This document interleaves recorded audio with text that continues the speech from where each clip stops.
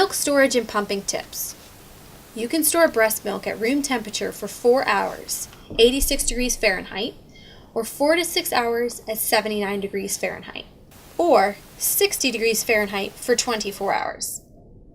In the fridge, you can store up to 8 days. In the freezer, compartment style, contained in a refrigerator for up to 2 weeks.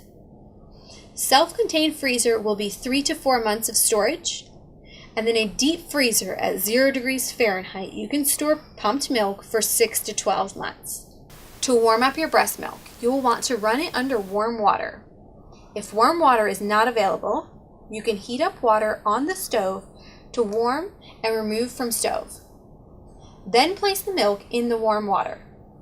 Never warm directly on the stove, never microwave, and always test your milk before feeding to your baby.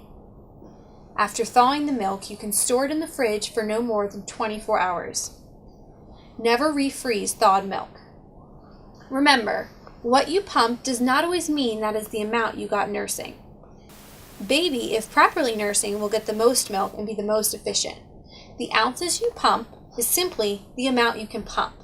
Some moms can feed their baby at the breast 5 ounces, determined by a weighted feeding, but only pump an ounce. Pumping and going back to work.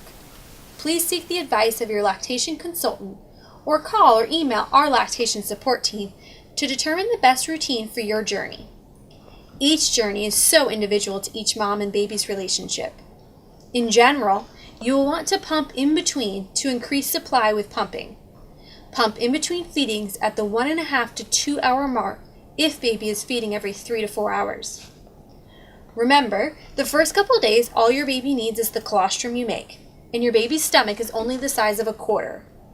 So it will only take a little bit of colostrum to feed your baby every couple hours. If your baby is unable to nurse, you'll want to pump every couple hours as if your baby was feeding. Remember, every drop counts.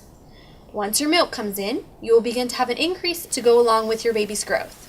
Factors affecting your milk amount can be the length of time since your last feeding and pumping session. If exclusively breastfeeding, pumping within 1 hour after a feeding will yield about half of a full feeding.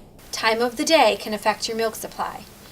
You produce more in the morning as your prolactin is highest in the morning. Practice with your pump. It takes sometimes 1 to 2 weeks to adjust to your new pump, even if switching brands from one pump to another. Your mood can also affect your supply. When you are relaxed, you will be able to pump more milk as your prolactin is higher.